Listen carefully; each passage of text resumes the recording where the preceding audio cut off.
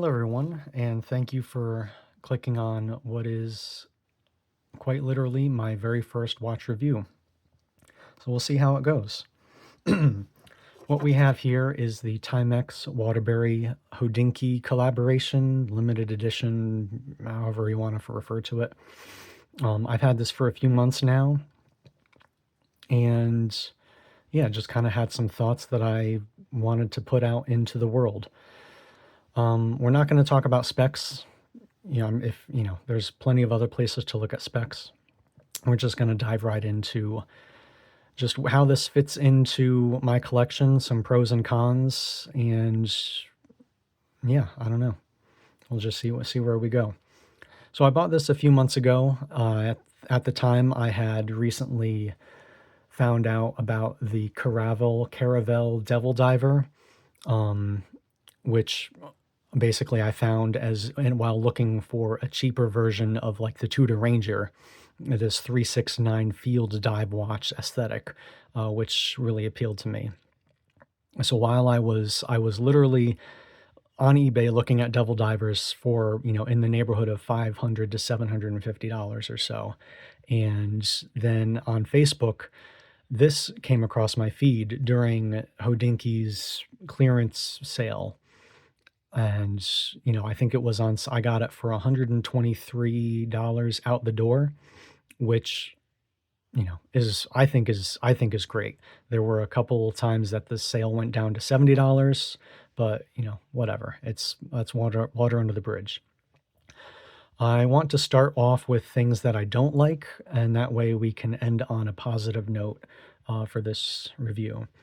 So first off, the overarching theme of things that I don't like are the original price was $300, which is objectively way too much for this watch. Comparing it to feature-wise, comparing it to my San Martin GMT Black Bay homage, I bought that with a bracelet for $225, thereabouts, and it's for that thing at 225 versus this at 300 it's just a silly comparison.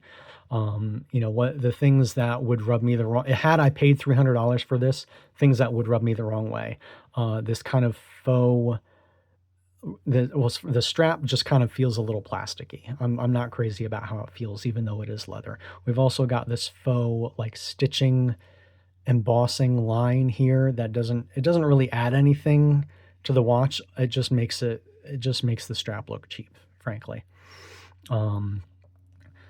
It's non-hacking, and it's a non-hacking movement. For $300 not being non-hacking, that's just that's silly to me. That makes no sense. There's whatever. I'm not going to harp on it. And then also I'd pulled the case back off. I'm not going to do it again because I don't have the tool anymore. There's like a plastic ring spacer housing thing that holds the movement in the case. I'm not an engineer or anything or a watchmaker, so I can't speculate on why that is there. All I can say is that on all of the other watches I have, that's not the case. The movement is held in there. It's held in there, not with plastic. So for $300, that's just too much. The other big thing I don't like is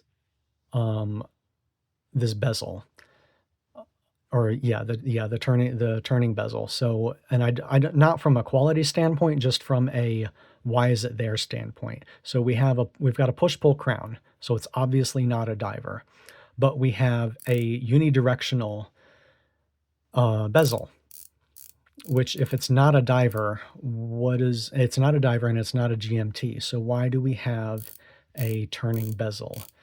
It looks good, which I guess is a reason for it. But beyond that, it's a little, it's a little useless. And then also using it to time things because we don't have any numerals on the bezel. figuring out using it to see how much time has elapsed is really difficult because at least at a glance, you can't just sit there and say, "Oh, oh yeah, 20 minutes has gone by. Oh, 11 minutes has gone by. 34 minutes has gone by." You really got to sit there and look at it to figure out how much time has elapsed. But so now we'll go on to the positives. But the bezel is the action probably is the best in the collection, and I mean best. There's I'm anything from this all the way up to a Grand Seiko diver. The, this is the best bezel action I think in the entire collection. Um, the some of the most of the other ones I have, it's so like the Grand, we'll go right to the extreme. The Grand Seiko, the bezel, it kind of feels mushy, and it doesn't take a lot of effort to move the bezel on that watch. On this, there's really no play once it's clicked in. There's no play backwards, backwards or forwards, and it actually takes quite a bit of force to move the bezel, which I really like. It also lines up just about, it lines up perfectly. I'm not going to sit here and fiddle with the camera, but yeah, on mine, it lines up perfectly and it feels great. So while the bezel, I went past it. While the bezel is relatively useless, they at least did a good job making it, and other brands could learn a lesson from how this bezel feels and performs. Now, other things I like, obviously, the design. To have what really sold me on this watch certainly was the vintage field watch design I was looking at the time, but also you've got this really cool matte black crinkle dial, and trying to make the light play with it a little bit. Aesthetically, just how this watch looks, I think this is one of the best looking watches under $200 that you can get.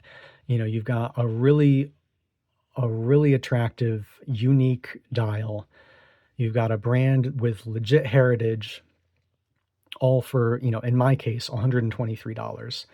The cost to enjoyment ratio on this is really just off the charts. And yeah, that's about it. I love the way it looks, and I can't put it much, I can't make it, more eloquent or eloquent at all. It just looks good.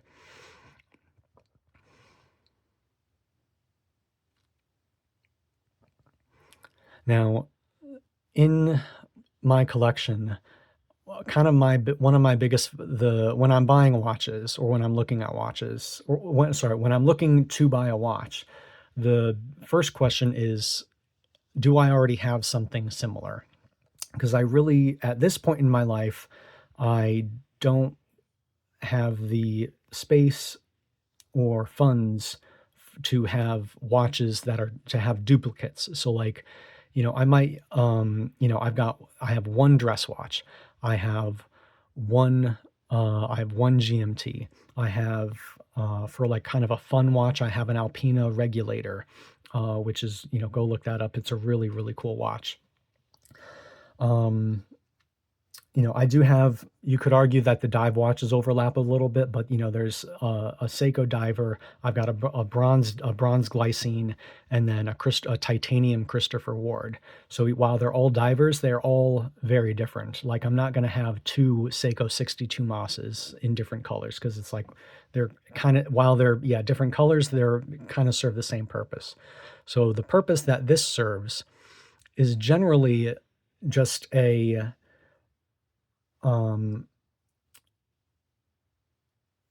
I don't know what watch to wear, I'm probably going to pick this one. Like if I'm looking around, it's like, well, which one works best with the occasion, the outfit, whatever reason you have for picking a watch for the day.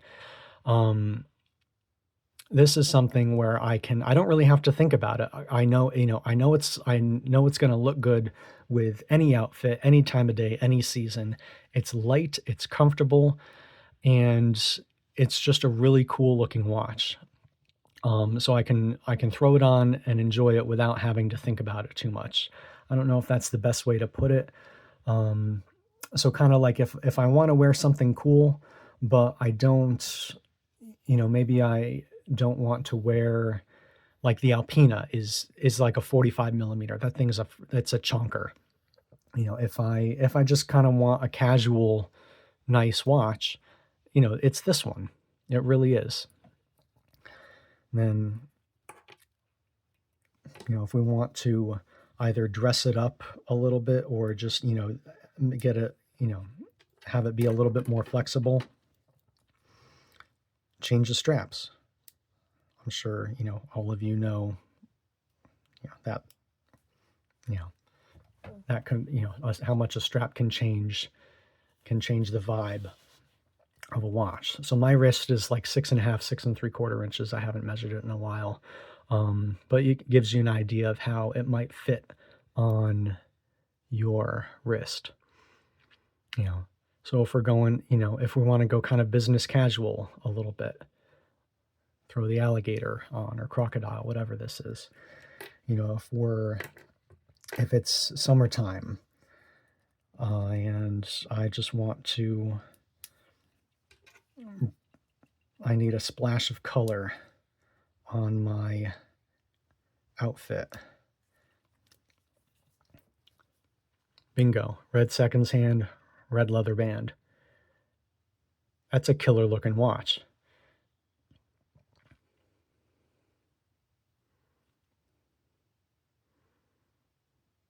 And then I suppose we can wrap up.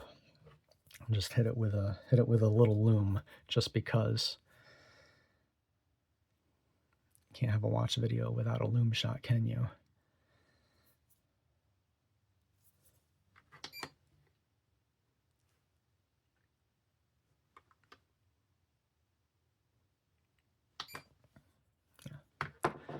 And that really, that about sums it up. If you can pick one of these up for under under $150 US, and there's room in your collection for it, then go for it, because it's really unique. It's really fun, and